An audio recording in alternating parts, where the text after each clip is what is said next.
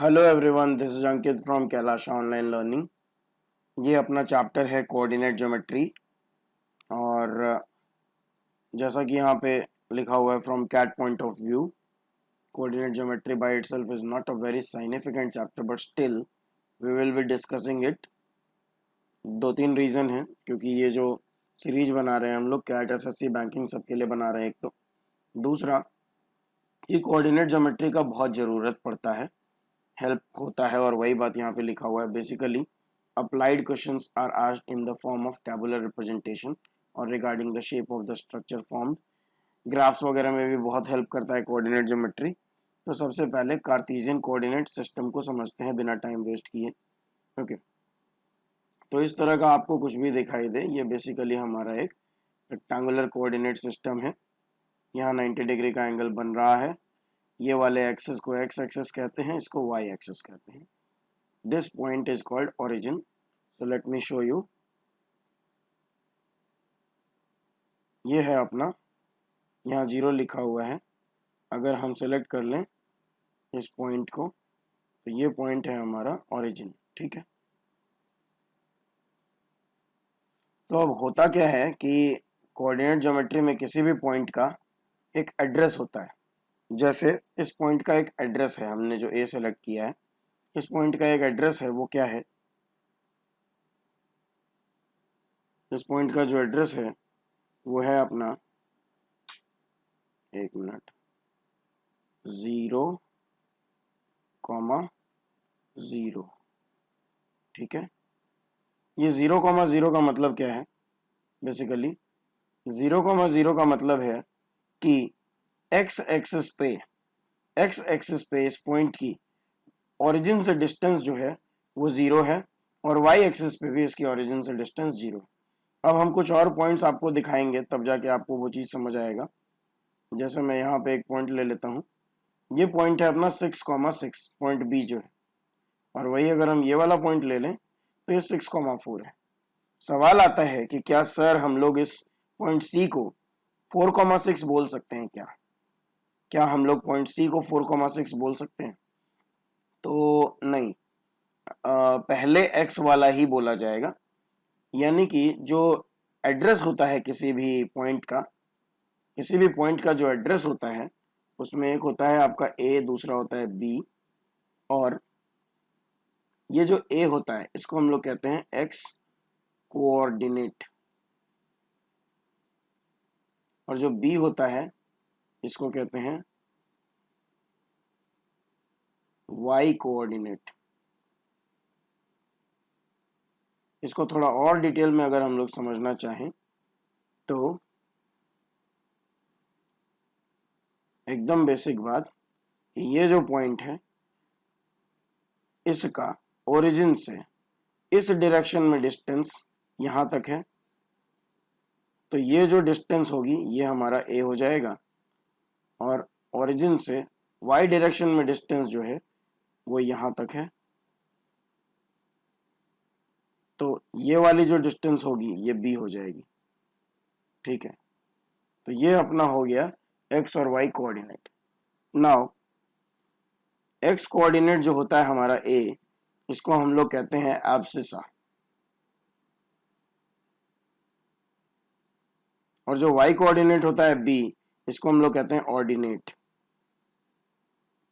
ठीक है, ये दो चीजें पता होनी चाहिए। तो कोई भी पॉइंट को जब हम लोग, मान लो कि 9,5 को जब हम लोग को दिखाना है, किसी पॉइंट को प्लॉट करना है किसी ग्राफ पे, तो कैसे करते हैं? मान लीजिए कि हमको 10,2 करना है, तो 10 यहाँ पे और 2 यहाँ पे, ये यहाँ आएगा। कुछ लोग क्या करते हैं, एक गड़बड़ कर देते हैं। कुछ लोग गड़बड़ कर देते हैं, मैं दिखाता हूँ आपको। यहाँ से 10 उठा लिया और यहाँ से 2 उठा लिया और लाइन बना दी। तो पॉइंट और लाइन में तो डिफरेंस समझ आना चाहिए। पॉइंट और लाइन में कि पॉइंट को हम लोग ए कॉमा बी फॉर्म में दिखाते हैं, और लाइन का प्रॉपर इक्वेशन होता है कि a x plus b y plus c equal to 0। अब इन सब चीज़ों पे आएंगे।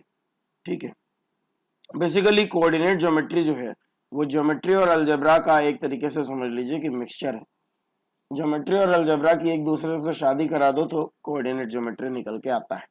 ठीक है, तो हम लोगों को वेरिएबल्स की भी नॉलेज होनी चाहिए, हम लोग को वेरिएबल्स की नॉलेज होनी चाहिए। उसके अलावा हम लोगों को पता होना चाहिए कि अलजेब्रा में क्या क्या रूल्स यूज होते हैं, कैसे कैसे मल्टीप्लिकेशन, डिवीजन, एडिशन, सब्ट्रैक्शन ये सब होता है, और ज्योमेट्री की भी अंडरस्टैंडिंग होनी चाहिए। तो वेरिएबल्स, कांस्टेंट्स, अब ज्योमेट्री तो हमने आपको पूरा पढ़ा दिया है इससे पहले, कोऑर्डिनेट ज्योमेट्री का वीडियो निकालने से पहले ही हमने ज्योमेट्री आपको पूरा पढ़ा दिया है, लेकिन अलजेब्रा तो इसके बाद पढ़ाने वाले हैं। तो हम लोग को वेरिएबल्स की नॉलेज कहाँ से होगी? जी हाँ, तो हम वेरिएबल्स का, कांस्टेंट्स का अभी आपको बताने जा रहे हैं। ठीक है, पहले हम कुछ बेसिक्स क्लियर कर लें। तो ये है हमारा कार्टेशियन कोऑर्डिनेट सिस्टम या रेक्टेंगुलर कोऑर्डिनेट सिस्टम। ये है एक्स एक्सिस, इधर एक्स लिखा है तो इधर एक्स डैश लिखा है। ओके, और ये है वाई एक्सिस, तो इधर वाई लिखा है तो इधर वाई डैश लिखा है।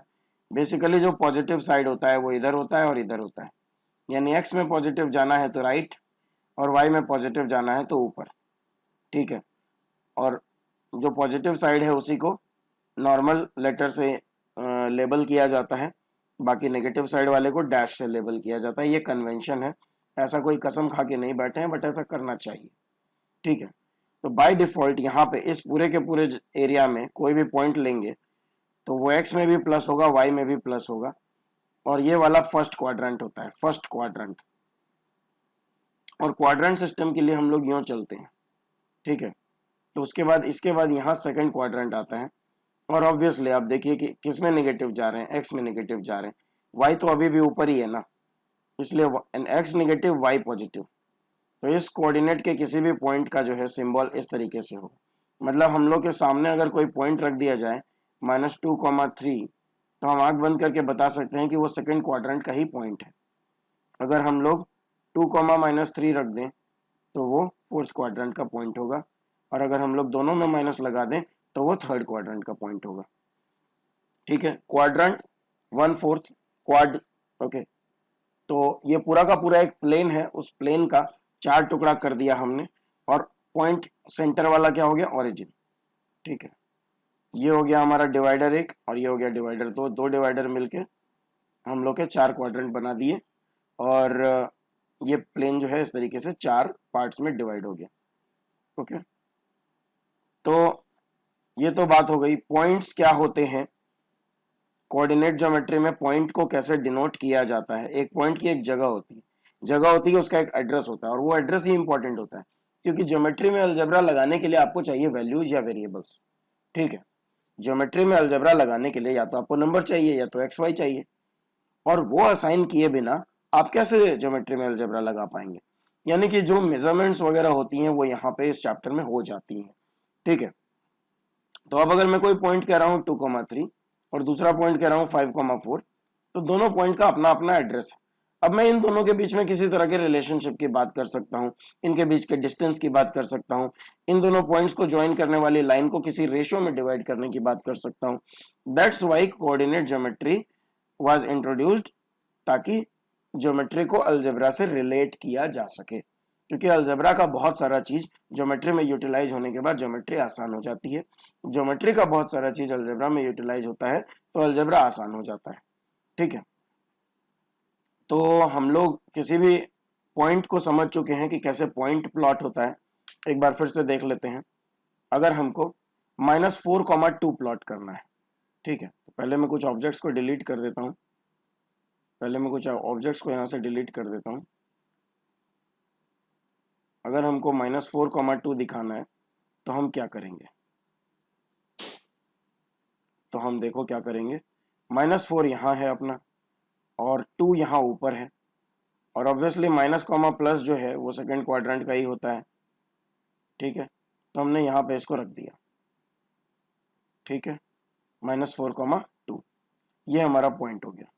हमको एक पॉइंट दिखाना है, सपोज 1,4, तो यहाँ 1 है, 1 पहले x में, तो जो पहले है उसको x में ढूंढेंगे, जो बाद में है उसको y में ढूंढेंगे। 1,4 तो यहाँ 1 है हमारा और यहाँ 4 है। क्या दिखाना है? पॉइंट, याद रहे, लाइन नहीं दिखानी, क्योंकि 1,4 बोला है, वो एक पॉइंट ही है, ठीक है, लाइन तो दिखानी नहीं है, तो यहाँ आ गया। ओके, तो अब आपको यहाँ पे दिख रहा है कि अच्छा ये पॉइंट कहीं भी था और ये पॉइंट कहीं भी था। Now we have an address, इसलिए हम इन दोनों पॉइंट्स के बीच का डिस्टेंस वगैरह सब कैलकुलेट कर सकते हैं। Let me show you how easy this is. अगर हम यहाँ पे भी एक पॉइंट डाल दें, ठीक है, तो अब क्या बनेगा? तुम्हारा ये ए से लेके सी तक डिस्टेंस तुम आराम से देख सकते हो कि यहां से लेके यहां तक 4 है और ये 1 है, 5 हो गया टोटल डिस्टेंस। और सी से लेके बी तक 2 का डिस्टेंस है और यहाँ 90 डिग्री तो बन ही रहा है, BC is perpendicular to AC। Okay, इस वजह से क्या होता है कि हम लोग पाइथागोरस थ्योरम यूज करके ए से बी का डिस्टेंस निकाल सकते हैं। तो कोऑर्डिनेट ज्योमेट्री हमको इस चीज के लिए फैसिलिटेट करता है, ठीक है। तो हम लोग को कोऑर्डिनेट ज्योमेट्री पढ़ना है। अभी हम लोग डिस्टेंस फॉर्मूला वगैरह पढ़ने की कोशिश करेंगे, उससे पहले let us understand what is variable, what is constant, ये सारी बातों को समझते हैं। अब देखो वेरिएबल और कांस्टेंट क्या होते हैं। तो जब हम लोग बात करते हैं 1, 2, 3, ये हमने सबसे पहले नंबर्स पढ़ी, ठीक है। पढ़ते पढ़ते बाद में पता चला कि ये इन्फिनिटी तक जाती हैं। फिर हम लोगों को समझ आया कि ये 1.2 नाम का भी नंबर होता है, -3 भी होता है, 0 भी होता है और 0.045 भी होता है। और फिर हम लोग धीरे धीरे धीरे धीरे रेकरिंग डेसिमल्स को जानना शुरू किए कि 2.3 रेकरिंग नाम की भी कोई चीज़ होती है।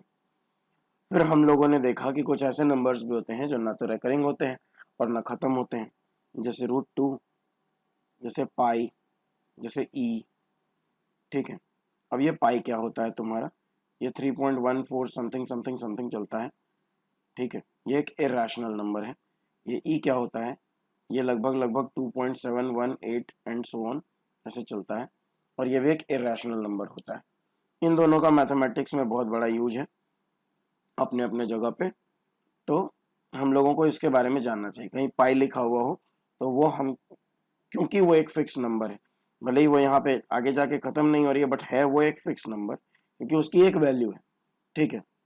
उसकी वैल्यू डेसिमल प्लेसेस तक डिटरमाइन नहीं की जा सकती है, लेकिन वो वैल्यू हमें नहीं पता है, बट वो वैल्यू है, इसलिए वो कांस्टेंट है, ठीक है। 2 हमेशा 2 रहेगा। कभी कभी आप देखते होंगे a इक्वल टू 2, दूसरा क्वेश्चन बदला a इक्वल टू 5 हो जाता है, किसी और क्वेश्चन में a इक्वल टू -14 हो जाता है, लेकिन किसी क्वेश्चन में 2 इक्वल टू 5 तो नहीं हो जाता, 2 तो 2 ही रहता है, ठीक है। तो जो बदल सकता है वो वेरिएबल है और जो फिक्स रहेगा वो कांस्टेंट है, ठीक है। तो ये सब फिक्स रहने वाली चीजें, ये क्या है? हमारा कांस्टेंट, ठीक है। और जो बदल सकता है वो वेरिएबल है। तो इन नंबर्स के बाद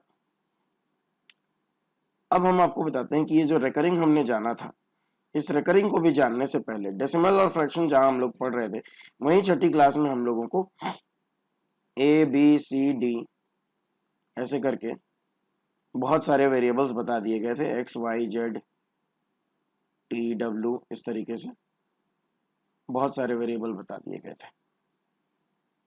तो ये जितने भी अल्फाबेट्स हैं उनको वेरिएबल की तरह यूज किया जाने लगा। फिर हम लोग एक चीज़ और फील किए कि अल्फा, बीटा, गामा नाम की चीज़ों को हम लोगों ने जाना, थीटा, डेल्टा, ऐसे ऐसी चीज़ें। तो ये इंग्लिश अल्फ़ाबेट है बेसिकली, ये ग्रीक अल्फ़ाबेट है। जो नहीं जानते उसको किसी चीज़ से तो डिनोट करेंगे, तो किस चीज़ से डिनोट करें? तो अल्फ़ाबेट से कर लो। तो इसलिए ये सिंबल दिया जाने लगा, वरना ऐसा कोई हार्ड एंड फास्ट नहीं है। ओके, अब ट्रायंगल को शॉर्ट में ऐसे कहते हैं ना, ये सब सिर्फ कन्वेंशन है, ये सब सिर्फ अपनी अपनी सुविधा के हिसाब से डेवलप की गई चीजें हैं। तो ये अल्फा, बीटा, गामा कोई नई चीज नहीं है। थीटा कहते ही एंगल समझ में आता है, but theta can be anything. Okay, theta कहीं पे टेम्परेचर डिनोट करने के लिए भी होता है, तो theta can be anything. Okay, वैसे ही ABCXYZ कुछ भी हो सकता है। किसी क्वेश्चन में बकायदा कोट करते हुए पाई भी एक वेरिएबल हो सकता है साफ साफ, लेकिन मेंशन करना पड़ेगा।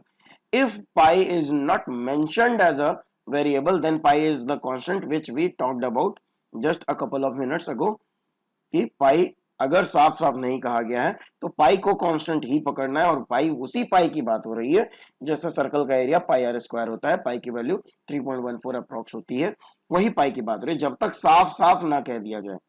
ठीक है, तो उसी तरह ई के साथ भी है कि किसी क्वेश्चन में ई को कोई वेरिएबल पकड़ के अगर पढ़ाना चाह रहा है या बताना चाह रहा है तो बताएगा, लेकिन उसको साफ साफ मेंशन करेगा।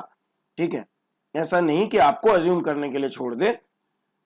ई और पाई जो है, क्योंकि बहुत अच्छे लेवल पे इनका यूसेज होता है, यूनिवर्सल कॉन्स्टेंट्स हैं। ठीक है, इनको देखते ही किसी को भी पहला आइडिया वही जाना चाहिए कि ये वही कांस्टेंट की बात हो रही है, इसलिए इसके अलावा किसी भी फॉर्म में अगर ये दोनों यूज होते हैं तो साफ साफ मेंशन किया जाएगा। ठीक है, हाँ, अगर किसी कहानी में ए बी सी डी है तब वो ई वो वाला ई नहीं है हमारा, कहीं अकेला ई है तो वो है, लेकिन कैट सिलेबस वगैरह तक में ई का वैसा कोई सिग्निफिकेंस या यूसेज नहीं है, इसीलिए हम लोगों को उसकी चिंता नहीं करनी है, हम लोग को सिर्फ पाई की चिंता करनी है। ठीक है, और पाई तो एबीसीडी के साथ आएगा नहीं, क्लियर बात है। तो हमने फिर देखा लेकिन कि अच्छा, तो जब सब ये वेरिएबल होते हैं तो हम लोगों ने देखा कि पाई और ई तो कांस्टेंट हो गए भाई, मतलब सब वेरिएबल नहीं होते, नहीं, ये यूनिवर्सल कांस्टेंट असाइन कर दिया गया। ठीक है, इनकी वैल्यू को वैसे बोलना या लिखना सही या सूटेबल नहीं लग रहा था, तो इनको छोटे से सिंबल से डिनोट करना ज्यादा कन्वीनियंट लगा उस समय के लोगों को, तो उन्होंने इनको एक सिंबल असाइन कर दिया। ठीक है, इस वजह से ये दिखने में वेरिएबल बट असल में कांस्टेंट। फिर आता है एक कहानी कि किसी क्वेश्चन में x y z a B c तीनों है, या फिर समझो एक एक्सप्रेशन है x minus a into y minus b into z minus c, और क्वेश्चन के नीचे लिखा रहता है, और कुछ लंबा सा क्वेश्चन पूरा लिखा हुआ है। ठीक है, और नीचे लिखा रहता है A B C are constants. तो ये किस टाइप का कांस्टेंट हुआ भाई? तो बात ये है कि A B C by nature क्या है, वेरिएबल है, ए बी सी तो वेरिएबल है, लेकिन उस पर्टिकुलर सवाल में ए बी और सी की जो वैल्यू आ रही होगी, जो भी आ रही हो, वटेवर, वो 5 आ रही हो, 3 आ रही हो, 2 आ रही हो, या कुछ भी आ रही हो, वो वैल्यू उस क्वेश्चन के लिए फिक्स्ड है। ठीक है, यानी कि हमारा चेंज करने का नेचर नहीं है ए और बी और सी का, ए बी सी का इस क्वेश्चन में चेंज होने का नेचर नहीं है, वैरी करने का नेचर नहीं है, इसलिए कांस्टेंट। ठीक है, ए बी सी होते क्या है, वेरिएबल, क्योंकि ए बी सी की वैल्यू हमको नहीं पता है, लेकिन किसी एक क्वेश्चन में अगर लिख दे कि A B C are constant तो इसका ये मतलब होता है। ओके, तो जनरली हम लोग एक्स वाई जेड को by default, x y z t डब्ल्यू, इन सबको बाय डिफॉल्ट वेरिएबल समझने लगे। धीरे धीरे अंडरस्टैंडिंग डेवलप हुई class 7th 8th 9th 10th के आते आते, और धीरे धीरे हम लोग ए बी सी वगैरह को कांस्टेंट समझने लग गए। ठीक है, ये क्वेश्चन टू क्वेश्चन वेरी करता है, डिपेंड करता है, बहुत सारी चीजें होती हैं, हम लोग उसको देखेंगे। तो ये हमारा वेरिएबल और कांस्टेंट का बात हो गया। ठीक है, क्योंकि जो नहीं पता है, जैसे रॉन्टजन साहब ने एक्सरे की खोज की, तो उन्होंने उसका नाम एक्सरे क्यों रखा, बिकॉज उनको समझ नहीं आया इसका क्या नाम रखे, तो जो नहीं पता है वो एक्स। ओके, जो नहीं पता है वो एक्स, ये वाला कॉन्सेप्ट हुआ करता था उस समय, एक्स का प्रचलन था काफी, और अब तक है।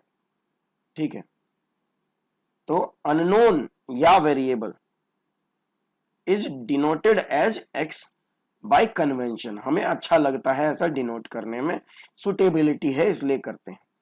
तो distance formula, if 2 points P and Q are such that they are represented by points x1 y1 and x2 y2 on the xy plane or Cartesian plane, then the distance between।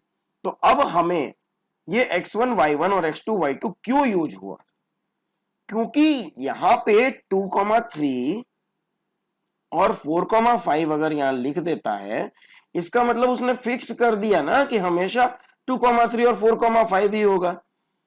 बात यह है कि जब 1,2 आएगा तो क्या करेगा student, तो एक जनरल फॉर्मूला डेवलप हो जाए क्योंकि स्टूडेंट को अलग अलग सवाल में अलग अलग वैल्यू दी जाएगी, इसलिए वहां पे इन सिंबल्स को यूज किया जाता है। ये होता है अलजेब्रा बेसिकली, ठीक है। ये किसी फॉर्मूला को डेवलप करने की जब बात होती है तो वहां ऑब्वियसली एक्स और वाई या जेड ये यही सब चीजें होंगी, क्योंकि फॉर्मूला में वैल्यू पुट होती है। तो वैल्यू किसके जगह पे पुट होगी, तो वही जो रिप्लेसमेंट में कैरेक्टर्स या सिंबल्स के अल्फाबेट्स यूज होते हैं उसको हम लोग वेरिएबल कहते हैं। तो x1 y1 एक हमारा पॉइंट है। तो let's say in this story, इस वाली स्टोरी में हमारा पॉइंट है, बताओ 3,1 है या 1,3 है, सोचो पहले, ठीक है। तो ये पॉइंट है हमारा 1,3 और ये पॉइंट है हमारा 5,1। इस ग्राफ का क्या फायदा है, इस ग्राफ का फायदा ये है कि हम लोग यहाँ पे इसको ऐसे विजुअलाइज कर पाते हैं, अच्छा ये ओके, और यहाँ का 90 डिग्री, और यहाँ की डिस्टेंस हमको दिखती है 2, और यहाँ की डिस्टेंस हमको दिखती है 4, और इसी चीज को तो यूज किया है ना इस चैप्टर में। तो अब मुद्दा ये है हमारा कि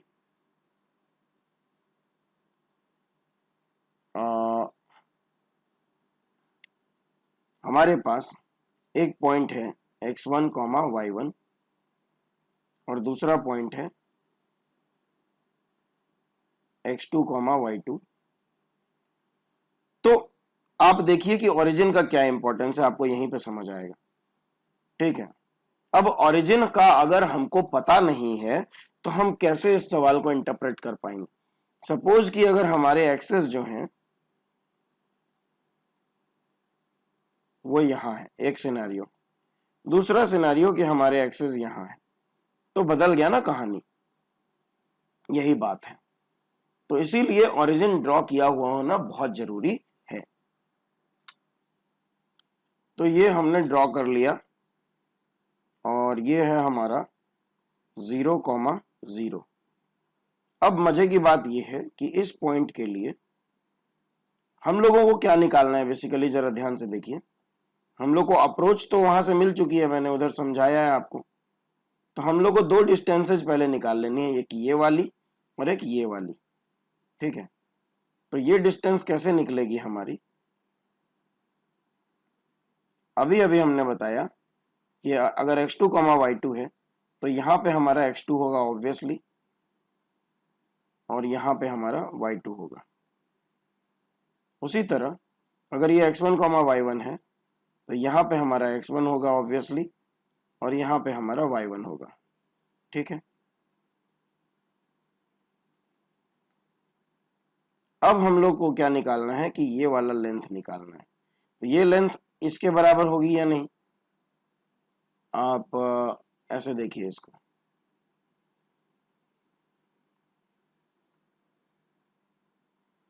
तो ये और ये लेंथ बराबर होगी ऑब्वियसली, ठीक है।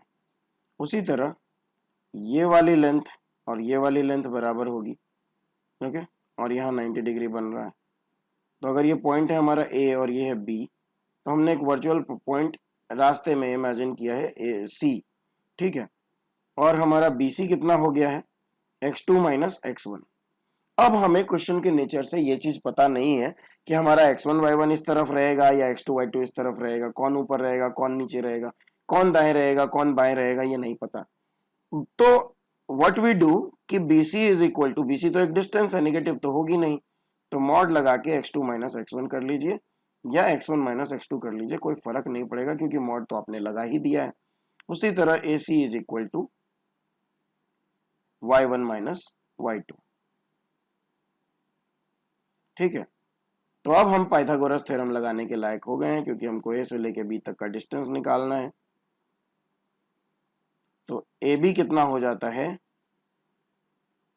रूट के अंदर AC square plus BC square, और हमारा फॉर्मूला क्या दिया हुआ है, लेट अस सी,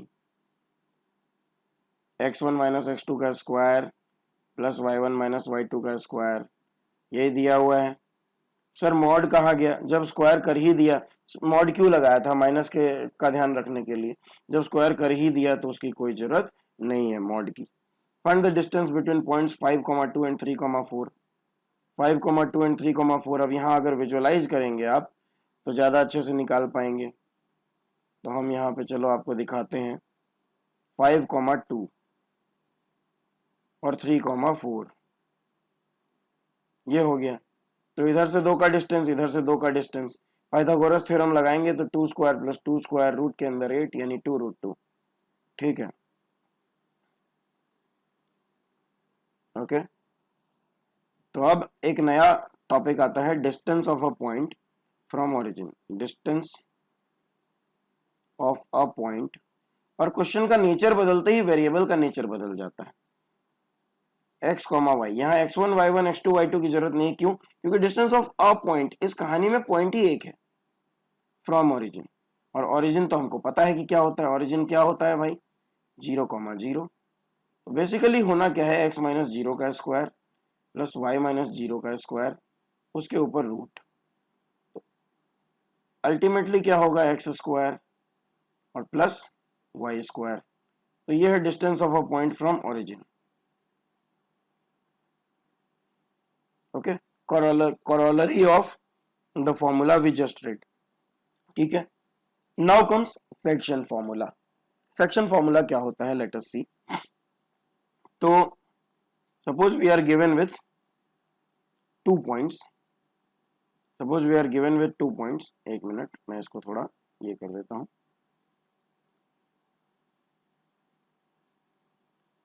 ठीक है, और इनको ज्वाइन करने वाली एक लाइन है,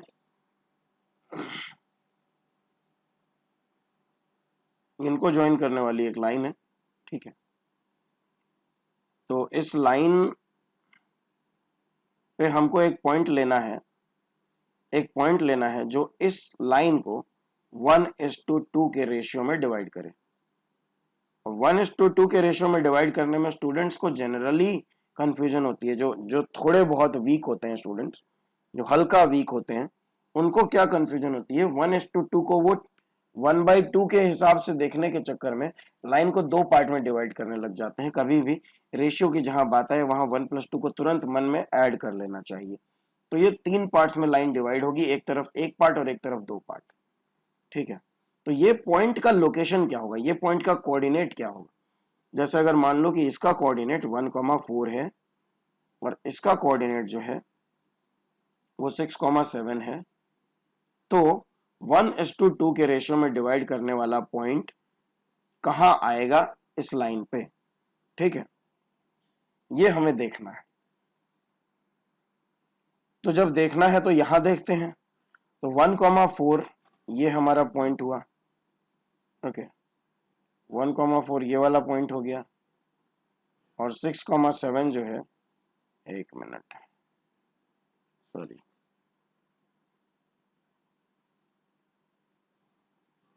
6,7, यहाँ 6 था और यहाँ 7, 6,7 ये हो जाएगा, ये हो जाएगा। ओके, 1,4 और 6,7 हो गया। इनको ज्वाइन करने वाली एक लाइन होगी, इनको ज्वाइन करने वाली एक लाइन होगी, तो हम चलो लाइन भी ड्रॉ कर लेते हैं। ठीक है,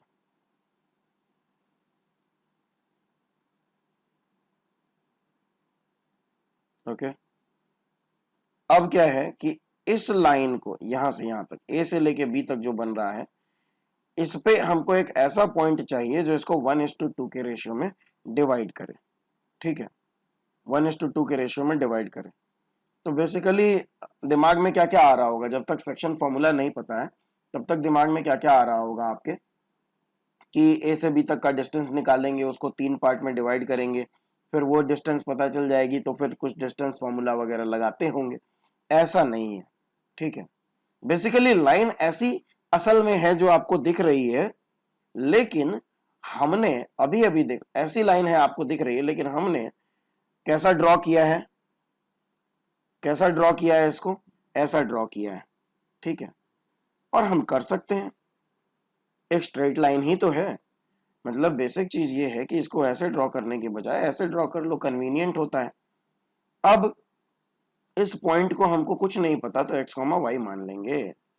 ठीक है, और ये है रेशियो हमारा m n, m/n का रेशियो।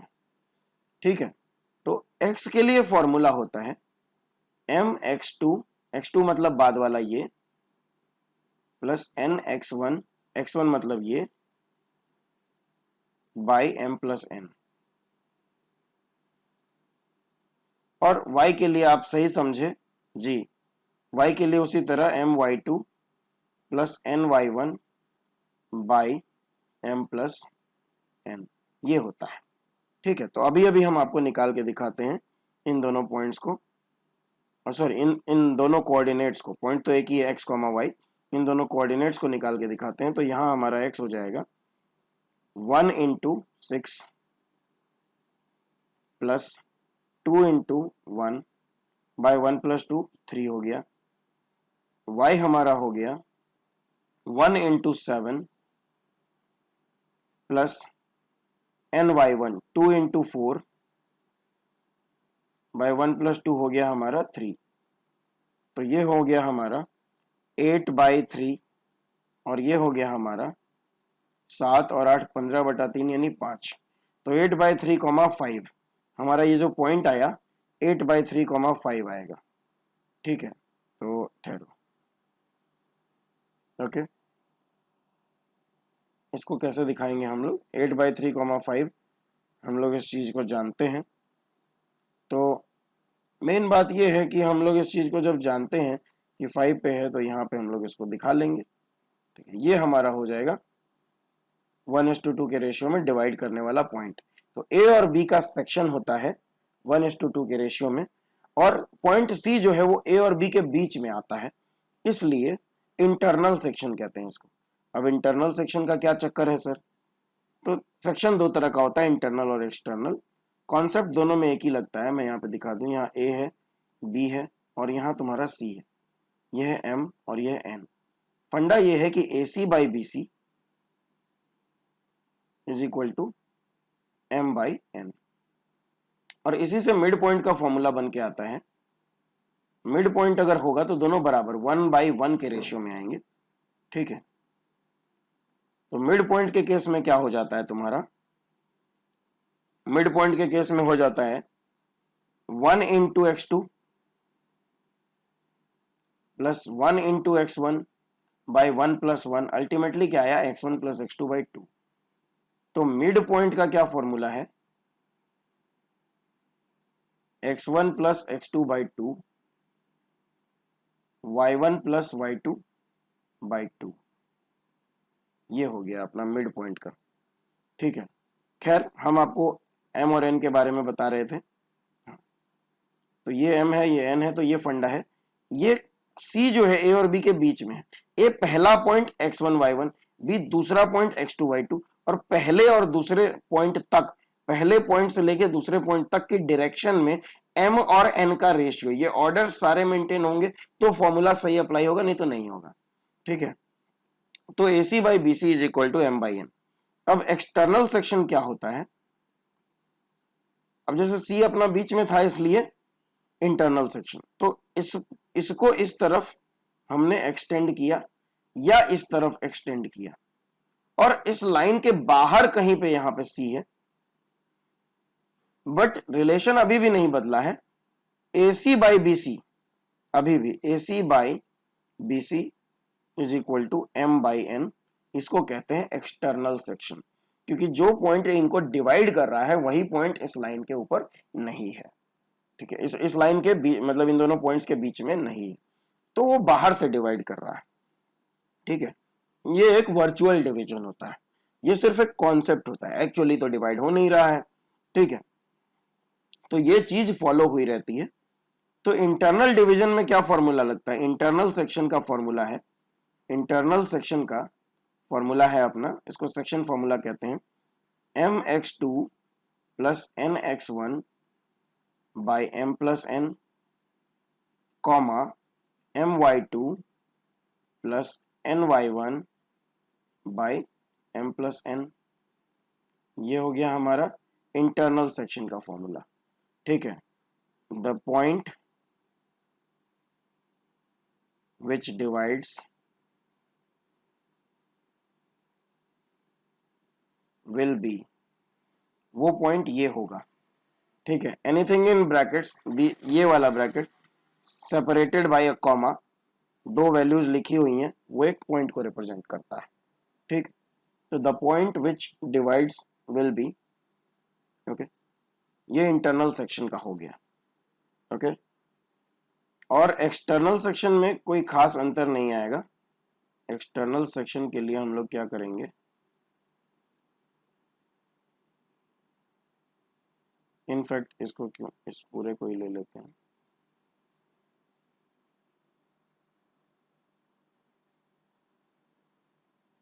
एक मिनट,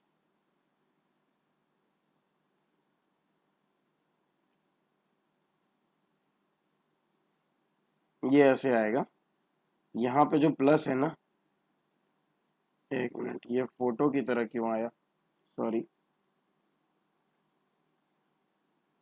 मतलब बेसिकली यहाँ पे प्लस की जगह यहाँ माइनस हो जाता है, और यहाँ भी माइनस हो जाता है, यहाँ भी माइनस हो जाता है, यहाँ भी माइनस हो जाता है।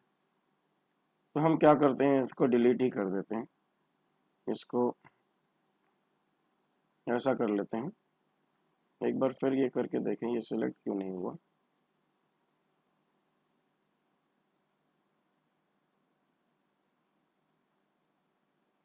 हाँ, अब ठीक है।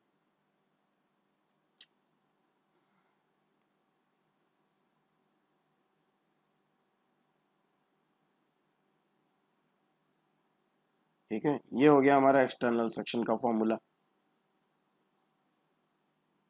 अब हमारा अगला टॉपिक है, सेक्शन फॉर्मूला भी क्लियर हो गया। तो 10th क्लास में हम लोग सबसे पहले यही पढ़े थे। उसके बाद तीसरा था हमारा एरिया ऑफ अ ट्रायंगल। उससे पहले ये एक इलस्ट्रेशन है, इसको भी कर ही लिया जाए। Find the point which divides the line segment joining this and this in the ratio 2:1। तो फंडा यही है इंटरनली। ठीक है, तो m2 × x2 बाद में जो लिखा हुआ है प्लस n(x1) बाई m+n, ठीक है, comma m(y2) n(y1) by m+n। अब अपने को बस इसको सिंप्लीफाई कर लेना है, 4/3 कॉमा 4 और 5 9/3 यानी 3, 4/3, 3। ठीक है, तो इसको फाइनली ऐसे लिखना चाहिए था, यहीं लाके छोड़ दिया है, कोई दिक्कत नहीं। Now area of a triangle. ठीक है, area of a triangle, centroid of a triangle, और फिर इन सेंटर पे आएंगे तो आप लोगों को बहुत अच्छा लगेगा। ठीक है, area of a triangle, the area of a triangle whose vertices are x1 y1 x2 y2 x3 y3। Triangle के वर्टिसेज क्या है, पॉइंट्स हैं, और पॉइंट को हम लोग कोऑर्डिनेट ज्योमेट्री में ऐसे डिनोट कर सकते हैं, x1 y1 x2 y2 x3 y3। तो उस ट्रायंगल का एरिया अगर हमको निकालना है तो कैसे निकालेंगे, तो चलो फिर सबसे पहले ट्रायंगल को विजुअलाइज करते हैं। इसको हटा देते हैं,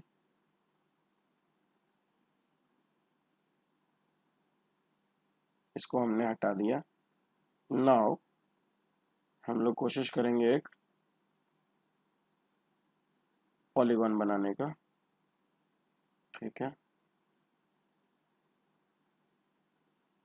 तो चलो बनाते हैं एक पॉलीगॉन, एक ट्रायंगल बना लेते हैं पहले, वही ट्रायंगल।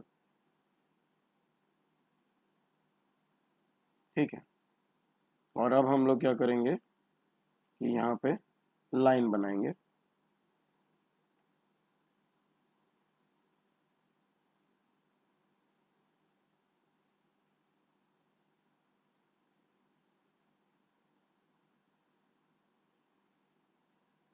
ये हमारा ट्रायंगल बन गया। ठीक है, तो अब हमें क्या करना है कि ये एरिया जो दिख रहा है, ठीक है, ये वाला एरिया हमें निकालना है। ठीक है, जरा इसको हम एक बार अंडू कर लेते हैं। तो इस एरिया के लिए हम लोगों को क्या करना चाहिए, तो बेसिक चीज ये है कि कोऑर्डिनेट ज्योमेट्री में हम लोगों को फॉर्मूला क्यों मिल जाते हैं, मुद्दे की बात। फॉर्मूला क्यों मिल जाते हैं, कैसे सवाल सॉल्व हो जाता है, तो जरा ये ध्यान से देखना, ठीक है। जरा इस चीज को देखना केवल तुम, ये हो सकता है ना, और यहाँ पे एक राइट एंगल ट्रायंगल बन गया, यहाँ पे दूसरा राइट एंगल ट्रायंगल बन गया, यहाँ पे तीसरा राइट एंगल ट्रायंगल बन गया, और इस वाले को अब सॉल्व करने के लिए थोड़ा सा सिंप्लीफाई करने की जरूरत है, ठीक है। ये जो थोड़ा सा बच रहा है इसको थोड़ा सा सिंप्लीफाई करेंगे तो ये भी निकल जाएगा, ऐसा नहीं है कि नहीं निकलेगा। तो इस वजह से कोऑर्डिनेट ज्योमेट्री में फॉर्मूला हो जाते हैं, ठीक है। तो मुद्दे की बात यह है कि ये है हमारा x1 कॉमा y1, ये है हमारा x2 कॉमा y2, और ये है हमारा x3 कॉमा, एक मिनट, x3 कॉमा y3, ठीक है। हाँ ये तो हमेशा पॉइंट्स को कोशिश करना चाहिए एंटी क्लॉकवाइज ऑर्डर में लेने का, ताकि एरिया ऑफ ट्रायंगल में नेगेटिव का कोई दिक्कत ना आए, ठीक है। एंटी क्लॉकवाइज डायरेक्शन में लेने का कोशिश करना चाहिए। अब बेसिक चीज ये है कि ट्रायंगल जहां आता है वहां पे आपके दिमाग में ज्योमेट्री आती है। एक मिनट, इसको डिलीट कर दें।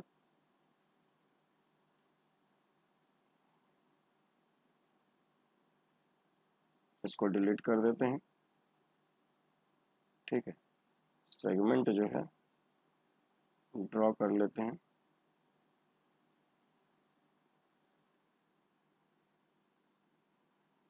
ठीक है।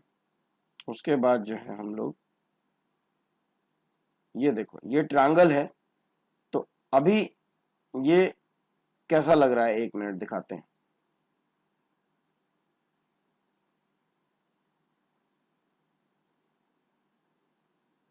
अब ये इक्विलैटरल ट्रायंगल लग रहा है, और अब क्या हो गया हमारा, अब ये आइसोसेलेस है, अब क्या है, ये स्केलिन है। अभी हम चाहें तो इसको राइट एंगल ट्रायंगल दिखा लेंगे, ठीक है। ये राइट एंगल ट्रायंगल हो गया हमारा, 90 डिग्री जैसा फीलिंग आ रहा है ना, ठीक है।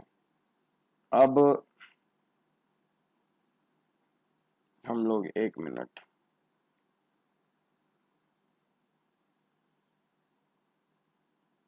तो हम लोग जो पढ़े ज्योमेट्री में, यहां पे इस सिचुएशन में हम लोग के पास क्या है, कोई टूल नहीं है, ठीक है। इसका एरिया अगर हमको निकालना हो तो वी आर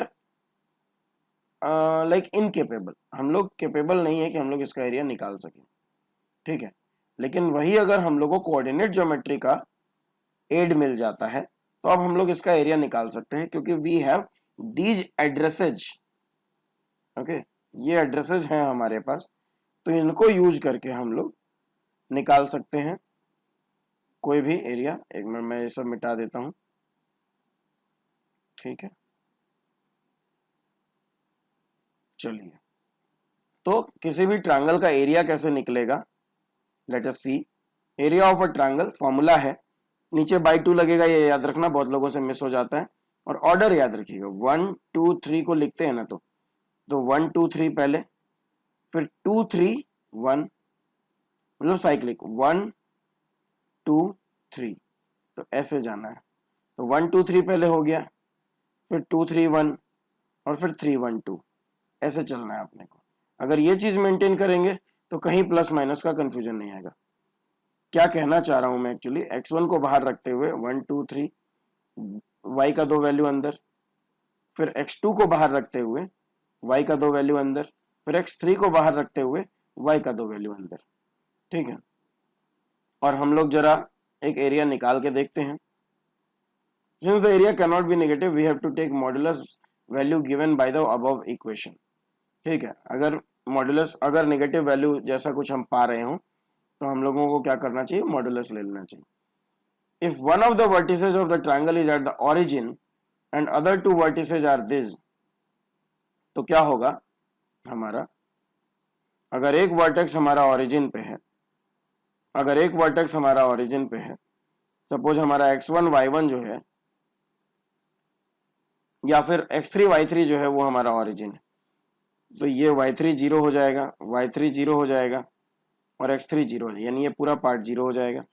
तो यहाँ पे हमारे पास क्या बचेगा, x1 y2 minus x2 y1 by 2। ये है x1 y2 minus x2 y1, है ना। तो ओरिजिन पे अगर कोई पॉइंट हमारे को देता है, सपोज ओरिजिन पे कोई पॉइंट हमारे को देता है एक और बाकी दो पॉइंट कहीं और रहते हैं, तो उसका मतलब क्या होता है ये कि आपका एक पॉइंट भैया यहाँ है, दूसरा यहाँ है और तीसरा यहाँ है, ठीक है। तो हम लोग का सपोज पॉलीगॉन बन रहा है यहाँ पे, चलो पॉलीगॉन बनाते हैं।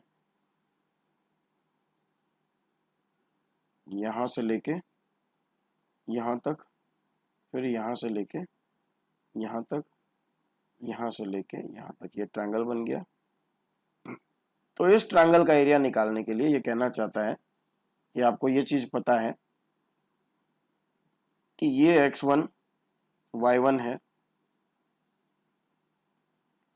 ये x2 y2 है। अब जैसे मैंने एंटी क्लॉकवाइज या कुछ भी बोला, उसमें एक चीज और है तुम्हारा कि क्वेश्चन में जो दिया हुआ है उससे हमको पॉइंट्स की पोजीशन नहीं पता है, तो फॉर्मूला पुट करते समय हमको कैसे मालूम रहेगा कि कौन सा पॉइंट कहाँ है, इसीलिए मॉड का ध्यान रखना जरूरी है। माइनस आ सकता है, उससे घबराना नहीं है, एरिया माइनस में आ सकता है, ठीक है। तो x1 y2 minus x2 y1 by 2 और लगा हुआ है मॉड, ये हो गया एरिया का formula, as simple as that, ठीक है। जैसे यहाँ पे क्या है 6,6 और 8,2, ठीक है। तो हम लोग यहीं पे निकाल लेते हैं इस चीज को, 6,6 है और 8,2 है, तो 6 इंटू 2 माइनस 6 इंटू 8 बाई 2, ठीक है। हाँ, तो इसको ऐसे लिख देंगे 8 इंटू 6, 6,6 एंड 8,2, तो x1 y2 x2 y1, ठीक है। ये हो गया। अब ये हो गया 12 माइनस 48, तो माइनस 36/2 आ रहा है, माइनस 18, तो हम लोग यहाँ मॉड लगा देंगे तो प्लस 18 हो जाएगा।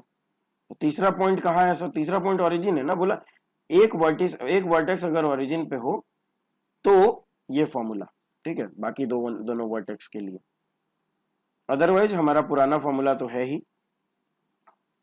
तो पुराने फॉर्मूले को यूज करते हैं। Find the area of triangle, ये है हमारा, तो x1 वाला पार्ट चला जाएगा, ठीक है। ये है हमारा 1 2 और ये 3, तो x1 वाला पार्ट चला जाएगा, x2 को पकड़ेंगे, ठीक है, 2 3 1, तो y3 यानी -2 माइनस y1 -4 प्लस, अब x3 को पकड़ेंगे -8, तो प्लस -8 यहाँ -8 हो जाएगा, y1 माइनस y2 यानी 4 -6 बाई 2 मॉड, तो 3 गुना -6 -18 हो गया, और ये हो गया -2 इंटू -8 प्लस 16 हो गया बाई 2, तो -2/2 मॉड लगेगा तो +2/2 यानी कि 1 स्क्वायर यूनिट एरिया हो गया हमारा, 1 स्क्वायर यूनिट हमारा एरिया हो गया, ठीक है। अब कोऑर्डिनेट ज्योमेट्री से फायदे क्या क्या होते हैं हम लोग देखेंगे। कोऑर्डिनेट ज्योमेट्री में हम लोग को जैसे सेंट्रॉइड अगर किसी चीज का निकालना है, ठीक है, अगर किसी ट्रायंगल का सेंट्रॉइड निकालना है और सपोज हम लोग को ऐसा कुछ दिया हुआ है,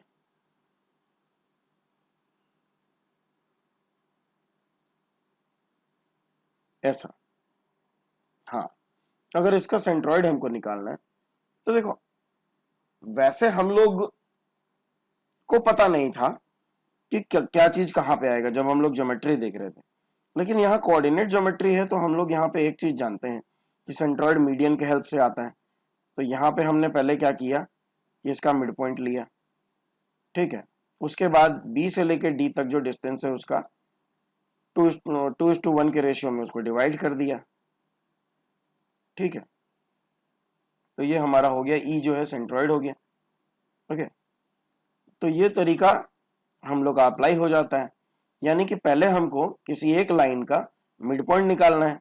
यानी हम लोग के पास अगर सपोज हम लोग के पास suppose x1 y1 x2 y2 और x3 y3 है।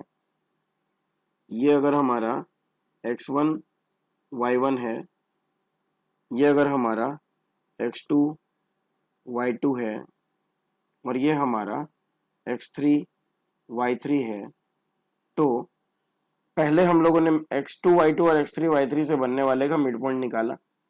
मिड पॉइंट का फॉर्मूला तो अपने को क्लियर है, मिड पॉइंट का फॉर्मूला है अपने पास। तो ये हो जाएगा हमारा x2 plus x3/2 comma y2 plus y3/2। अब हमें क्या है, ये पॉइंट मिल गया और ये पॉइंट मिल गया। तो ये देखने में फॉर्मूला लग रहा है भारी। अभी यही चीज क्योंकि हम x और y के टर्म में बता रहे हैं आपको, और ओके सॉरी,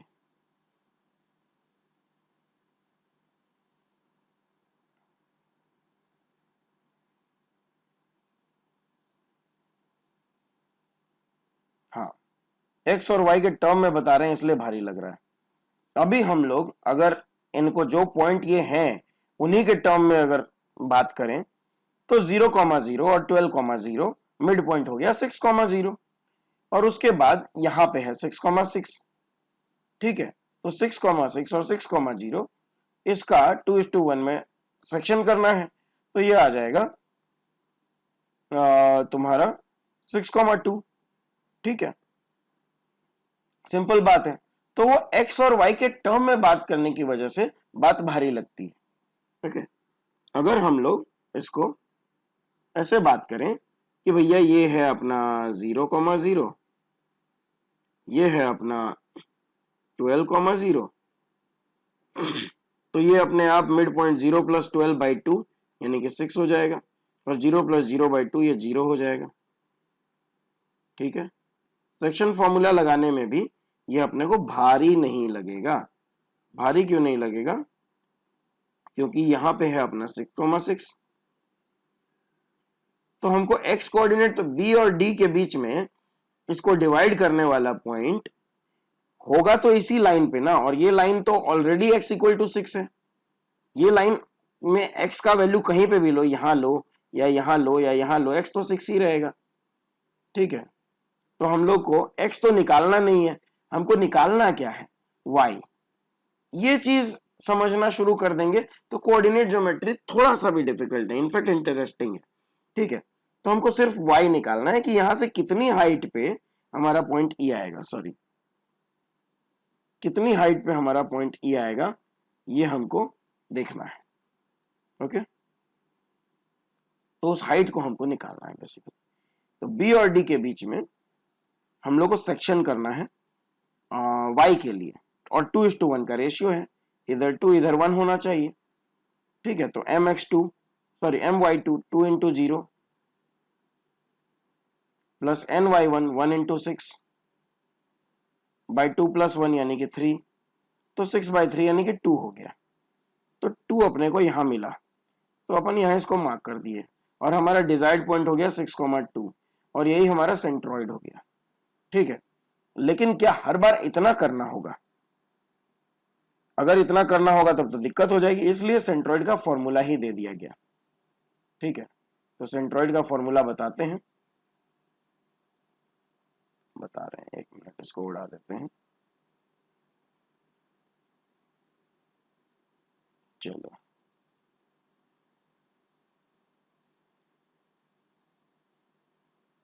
चलिए,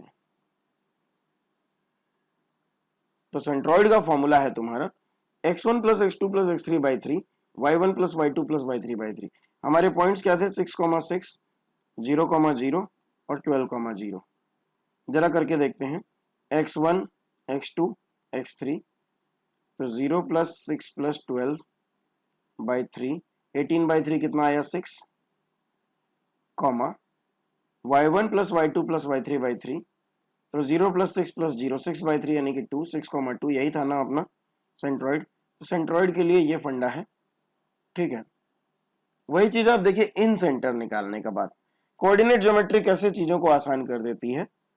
कोऑर्डिनेट ज्योमेट्री चीजों को आसान कर देती है कि आपको यहाँ पे अगर पता है, सपोज, एक मिनट यार, ठीक है,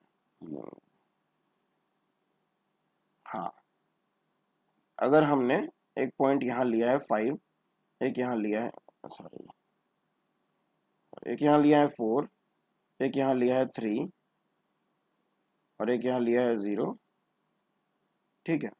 तो अब यहाँ पे बन रहा है हमारा ट्रायंगल, ट्रायंगल बन रहा है। तो इस ट्रायंगल का अगर हमको इन सेंटर वैसे निकालना हो तो वी हैव नो क्लू, लेकिन ऐसे हम लोग क्या कर सकते हैं, एक मिनट लाइन बना लेते हैं पहले।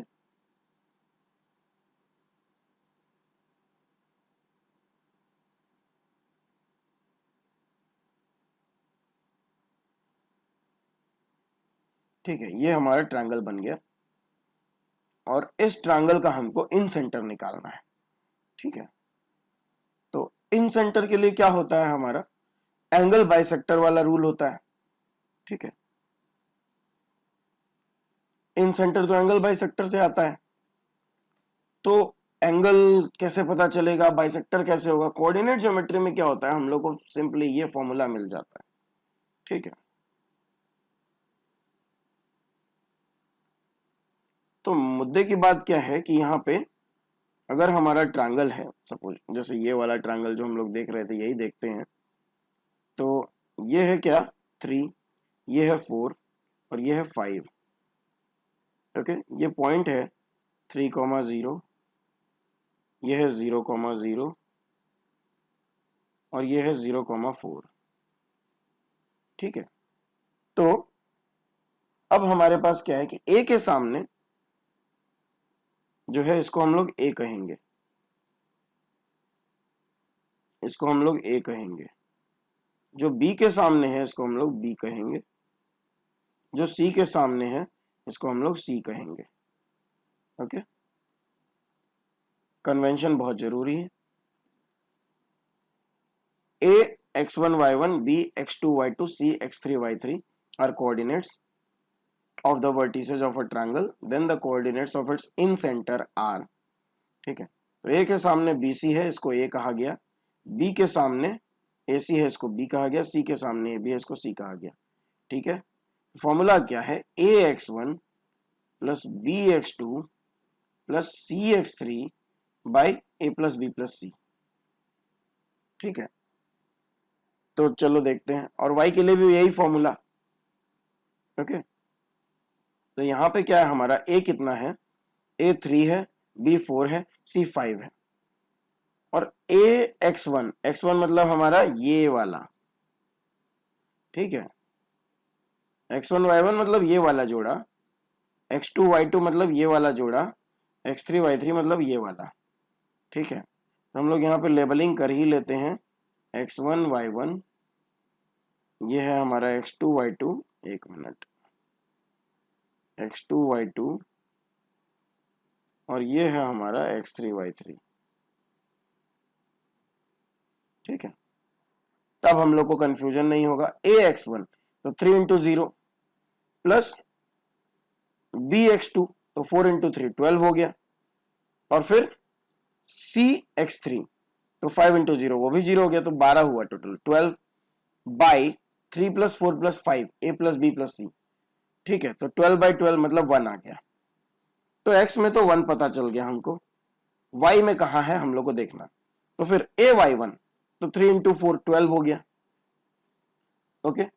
फिर BY2, ओके, तो 4 इंटू 0 0 हो गया, और CY3 5 इंटू 0 ये भी 0 हो गया, तो 12 12 बाई 12 ये भी 1 आ गया, तो 1,1 ये अपना इन सेंटर हो गया। यहाँ पे एक मिनट, इसको ऐसे ड्रॉ नहीं करना है, ये पॉइंट हमारा इन सेंटर हो गया, ठीक है। तो हम लोग अब क्या करते हैं,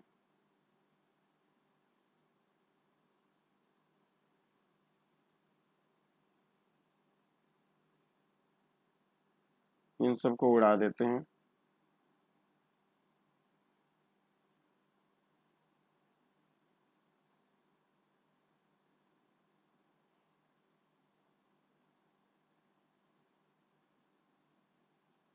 ठीक है, अब चलिए,